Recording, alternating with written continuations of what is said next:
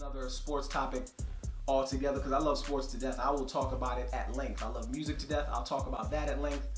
And just the things that I'm passionate about, I talk about them at length. So saying that to say, this GOAT argument is almost a moot point because we aren't even in charge of all of the thoughts we think about this argument. We're not as in charge of these thoughts as we think we are.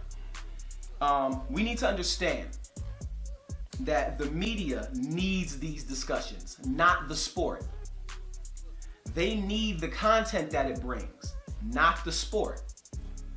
Because in the sport itself, whoever the GOAT is already widely regarded by their peers, and they don't debate it.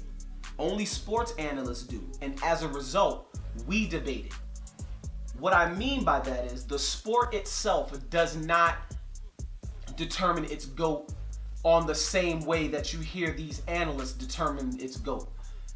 They don't argue it. They go, oh, these guys are ambassadors of the game. Guys like Bill Russell, guys like Kareem Abdul-Jabbar, guys like John Havlicek, guys like Oscar Robertson.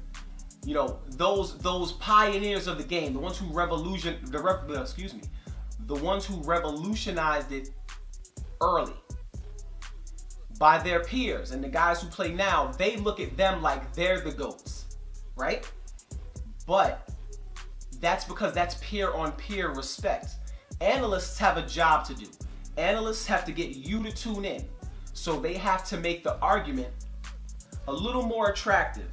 And it's, if you think about it, the sport itself doesn't need to determine the GOAT because the people in the sport respect the sport and those who played it so much that for those within the sport to say such and such is the GOAT, that would be disrespecting everybody who's played the game to a high level. And we know who it was. Like if you look at the top 50 players that was determined when I was 18 years old, I think that's when that happened, like the top 50 players of all time happened.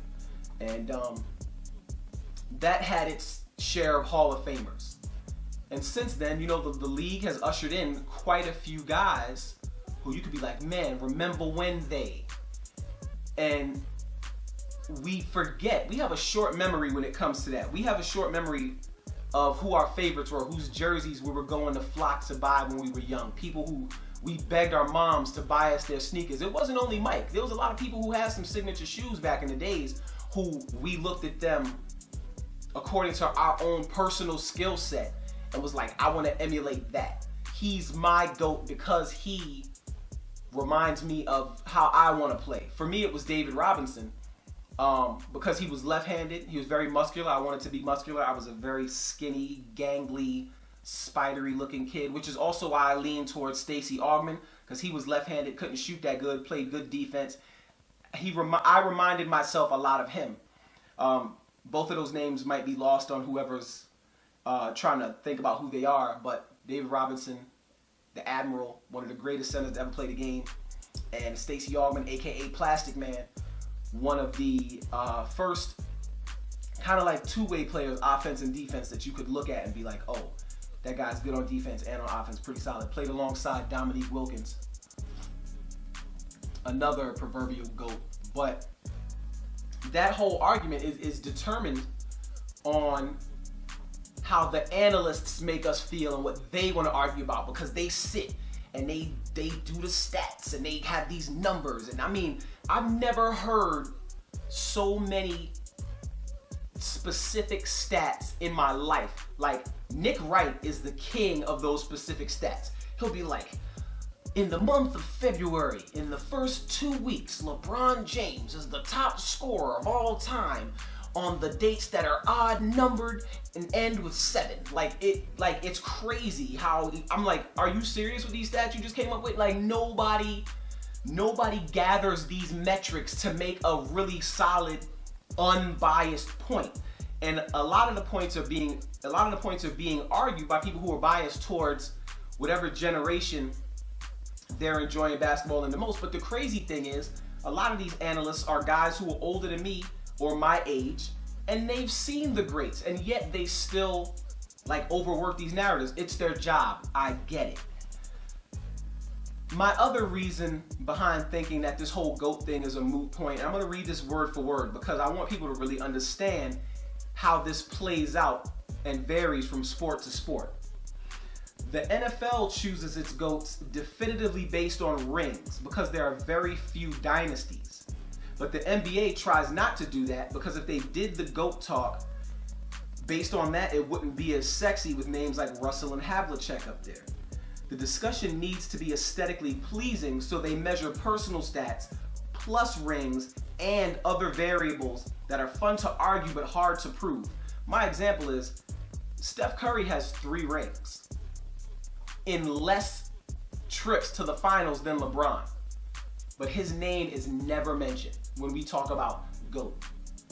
Now, that's why I feel like many of these analysts are hypocritical because they'll be like, Mike is the GOAT because he has 6 rings, no finals losses. All right, that's cool. Also what he did for basketball with the scoring titles and, you know, he all defensive NBA team, all NBA team, all those things. Cool. Bill Russell has 11 rings. And he also was super defensive and he mad rebounds and all of those things that you're, you know, but people are like, well, Wayne, the league was in its embryonic stage, and if you look around, he was the only black dude there, so he had to dominate. Cool. I'll let you say that to me. But I will also have you point out that when Mike first came in, when he was dropping 60 this and 50 that on like a weekly basis, he was dropping it against like Kelly Tripucka and Jack Sikma. Like never on any night was Mike guarding the best player on the floor, if we're being honest. But if we're not being honest, then you can say he scorched everybody. But on no given night, especially in the league that he played in, the best player on the team was power forwards and centers. He wasn't guarding them. He was barely bulky enough to guard small forwards. Up in like later in his career, he put some weight on, but that wasn't that Mike. That's the second three-peat Mike. Pre-first three-peat Mike was guarding Jeff Hornacek, Craig Elo, who I met by the way. Until he said, when I talked to him in the elevator, he was like, people seem to forget that he missed 2 free throws before he hit that one shot. So he should have iced the game before that highlight, which is actually true. And Craig Elo had like 27 that night. So there's that. But the fact of the matter is, Mike was never guarding the best player on the floor. I mean, if you look top 20, the only other 2 guards to be in the top 20 in scoring when Mike was playing was Clyde Drexler and Mitch Richmond throughout. I think that's literally pre-first three-peat Mike didn't have any competition is basically what I'm saying. I'm not taking away from his determination. I'm not taking away from his will to win. I'm not taking away from the fact that he was super clutch. Any of those things. You know, his field goal percentage wasn't that great. But if I'm being honest and we're going to sit here and have a conversation with these analyst type people, we're going to bring those things up because they love to compare him and LeBron, which is strange because they're not even the same kind of player. LeBron's 6'8", 250,000 pounds because nobody ever knows his real weight because he fluctuates between 280 and 250 like he did in Miami, that is astronomical. I really feel like he was created in a lab. Have you ever seen a baby picture of LeBron? I'm saying, he's mad old in the face. He was born old in the face. 9 years old. I've never seen LeBron's baby picture. I need to see a LeBron baby picture to believe he was birthed. Anyways, they're not the same type of player. They're not the same position. They're not the same skill set. LeBron's a way better passer, better court vision, more of an overpowering figure than Mike was more of a finesse. So we're comparing literally apples and grapes, not even apples and oranges, because apples and oranges both grow on trees. Mike is a grape, LeBron is an apple. They don't even grow in the same space. And they don't even use the same skill. They didn't even use the same skill set to dominate. So we're doing unfair comparisons just for the sake of let's stay current with the comparisons. LeBron's playing now, who's better? And if we're going to make a real comparison between players, it would always be Kobe versus Mike because they play the same exact way. Like, Kobe is literally a carbon copy of Mike. But because we don't really want to delve deep into that argument, we as people who like to argue that, because I don't. I just like to point out the facts.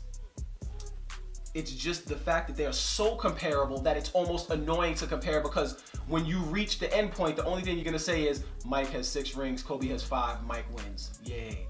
But really, people have always measured it by rings until it turns into the LeBron situation, because we want to hold him up and press him to the, hey, let's not forget about him.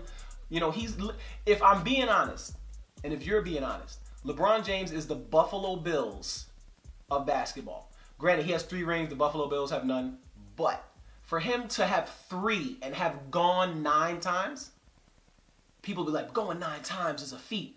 Not when you're in the Eastern Conference. Please, let's stop lying. Let's be honest. Like, the GOAT talk is a moot point unless you're willing to be honest about why you're saying it. If you're saying it because it's just something to argue and it's fun, it's barbershop talk. It doesn't mean anything. Cool. Let's at least measure it by things that are measurable. 3 trips to the finals, 9 losses. Kobe had 5 trips. No, Kobe had 5 rings. I think he had 9 trips to the finals. I should have fact checked that before I said it. But if